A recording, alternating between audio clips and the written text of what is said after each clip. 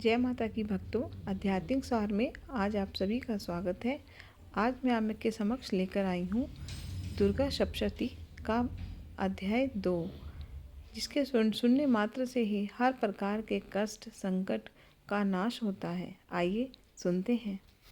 जय माता दी। बोलो गणपति महाराज की जय, बटुकनाथ भैरव भगवान की जय, गुरु महाराज की जय, दुर्गा मैया की जय, 10 महाविद्याओं की जय। ऋषि बोले, प्राचीन काल में देवता तथा दैत्यों में पूरे 100 वर्ष युद्ध होता रहा।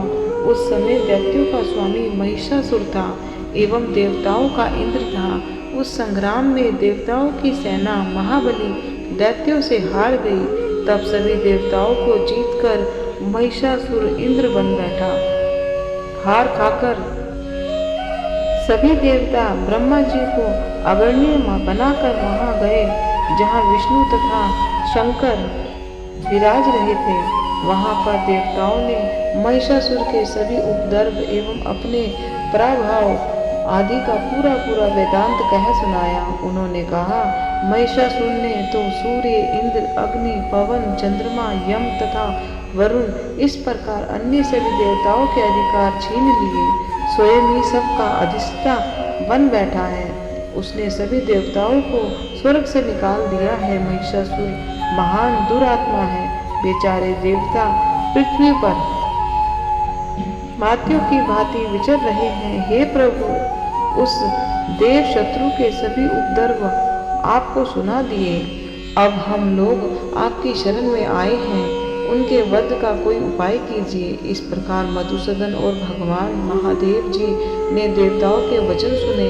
उनकी क्रोध से वह तन गई। तब भगवान विष्णु के मुख से एक महान तेज प्रकट हुआ।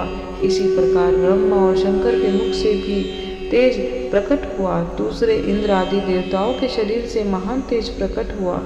सभी तेज मिलकर एक हो गए।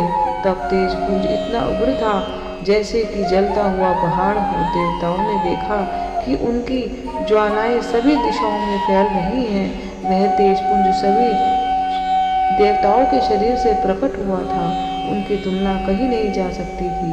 तब वह एक हुआ तो नारी के रूप में आ गया। उसके प्रकाश से तीनों लोग भर गए। महादेव जी के तेज से उनका मुख प्रकट हुआ। यम के तेज से उनके केश हुए।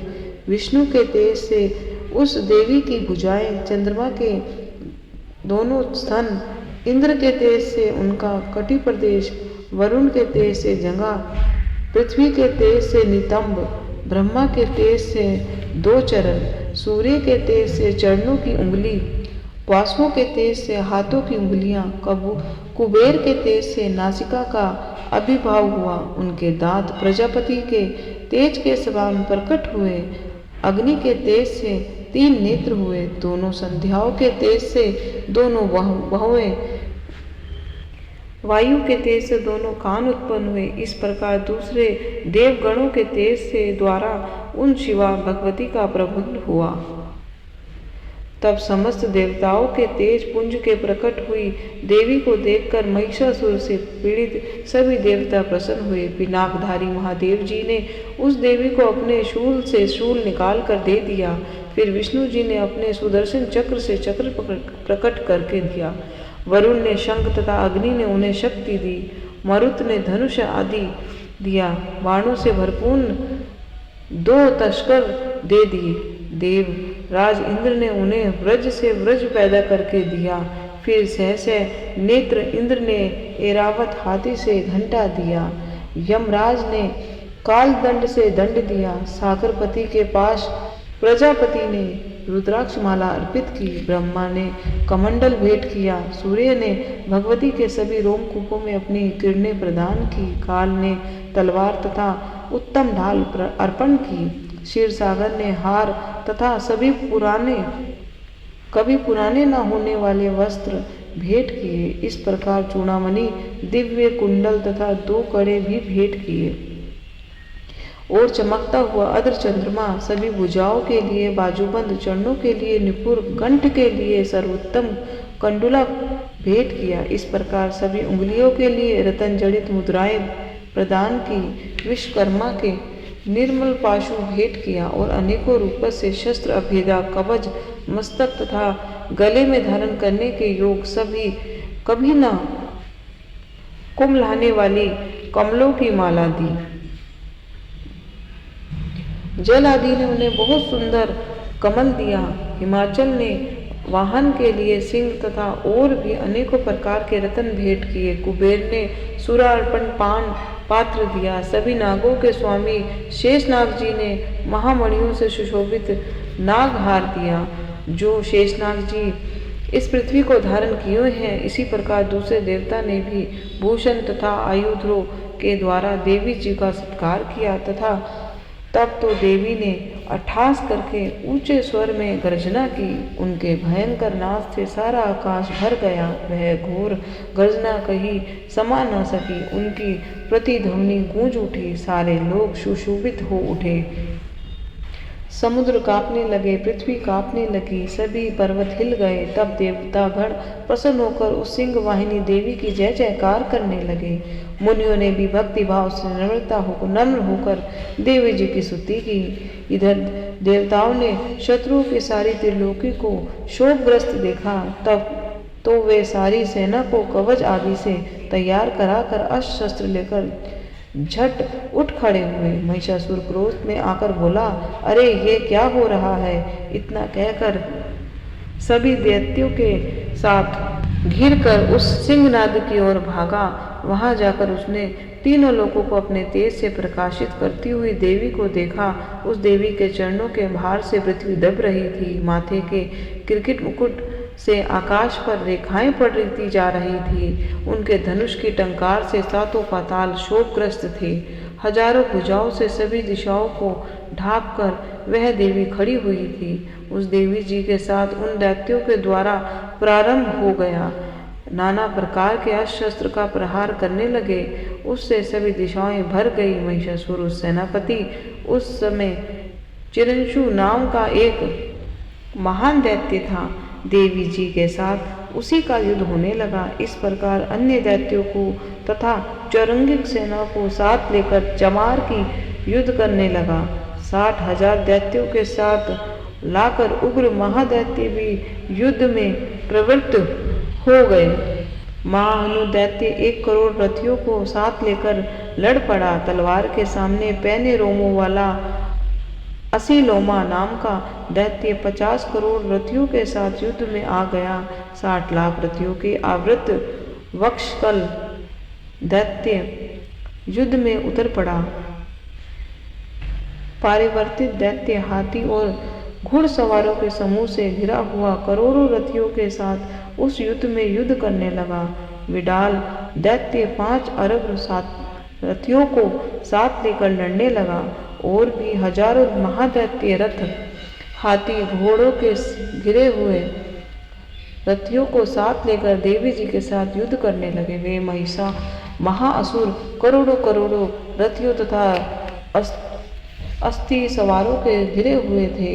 उस युद्ध स्थल में आकर डट गए। उस रंगान ने स्वयं महिषासुर भी करोड़ों हजार रथों, हाथी और अश्वों की सेनाओं से घिरा हुआ खड़ा था। तोमर, भिंदीपाल, शक्ति, पाशु, पटिक्ष, खड्ग आदि शस्त्रों से युक्त वे देवी जी के साथ युद्ध करने लगे। कुछ दैत्यों ने देवी जी पर शक्ति छोड़ी एवं दूसरे ने पाशे फेंके। एक दैत्यों ने तो खगरों के प्रहार से देवी जी को मार डालने का प्रयत्न किया। तब उस चंडिका देवी ने उन अशस्त्रों को अपने अशस्त्रों की वर्षा करके खेल खेल में तोड़ डाला। ऐसा करने पर भी देवी जी के मुखार बिंदु पर थकावट का थोड़ा सा भी चिन्ह नहीं था। देवता और ऋषिगण स्तुति कर रहे थे। ईश्वरीय ने उन दैत्यों पर अशस्त्र छोड़े। इधर देवी जी का वाहन सिंह भी क्रोध में आ गया। अपने गर्दन के बाल को हिलाता हुआ दैत्यों की सेना में इस प्रकार घूमने लगा जैसे कि वन में वन की अग्नि फैलती जाती हो। उस युद्ध में भूमि में युद्ध करती हुई अंबिका ने जितने श्वास छोड़े वे ही सांस तुरंत ही सैकड़ों हजारों गणों के रूप में परिगणित हो गए। प्रकट होकर उन गणों ने खग, बिंदीपाल, पशु, पटिक्ष आदि शस्त्रों से युद्ध प्रारंभ कर दिया। देवी जी की शक्ति से वृद्धि पाकर वे देवगण दैत्यों का नाश करने लगे। साथ में दूसरे गण नगाड़े शंख आदि बजाने लगे। महती प्रसन्नता देने वाली उस युद्ध रूपी उत्सव में कुछ एक से मृदंग बजाए। तब देवी जी ने शत्रु गदा और शक्तियों की वर्षा से तलवार आदि शस्त्रों के सैकड़ों महान असुर मार डाले। दूसरे कितने एक दैत्य को घंटा के भय प्रदाद नाद से मूर्छित करके मारकर गिरा दिया। मरे दैत्यों को पाश में बांधकर पृथ्वी पर घसीट डाला।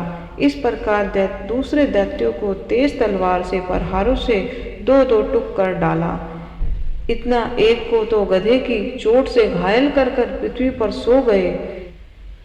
मुसलों के प्रहार से कई रुधिर वामन करने लगे एवं कई शूल द्वारा वक्षस्थल फट जाने से पृथ्वी पर पड़ गए।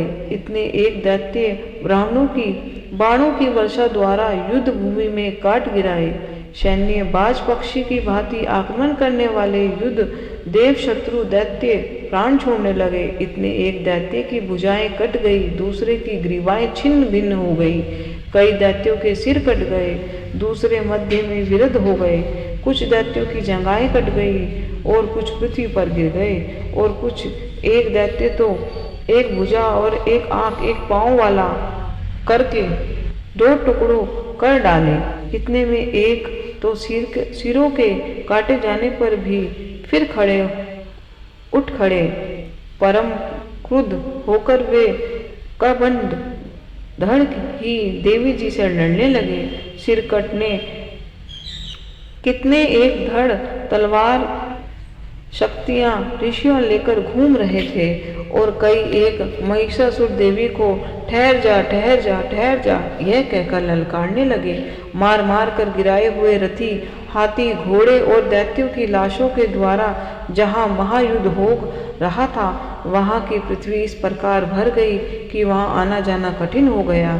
जगदम्बा जी ने एक क्षण में ही दैत्यों की महती सेना का इस प्रकार नाश कर दिया जैसे कि लकड़ियों के बड़े ढेर को अग्नि जला देती है। देवी का वाहन सिंह अपने बालों को झटकाता हुआ बड़ी गर्जना करता हुआ दैत्यों के शरीर से अपने मानव प्राणों की चुन रहा हो इस प्रकार घूमने लगा। देवी जी के उन गणों ने महाअसुरों के साथ बड़ा युद्ध किया जिससे देवता प्रसन्न होकर आकाश में पुष्प की वर्षा करने लगे। बोलो दुर्गा माता आपकी सदा ही जय।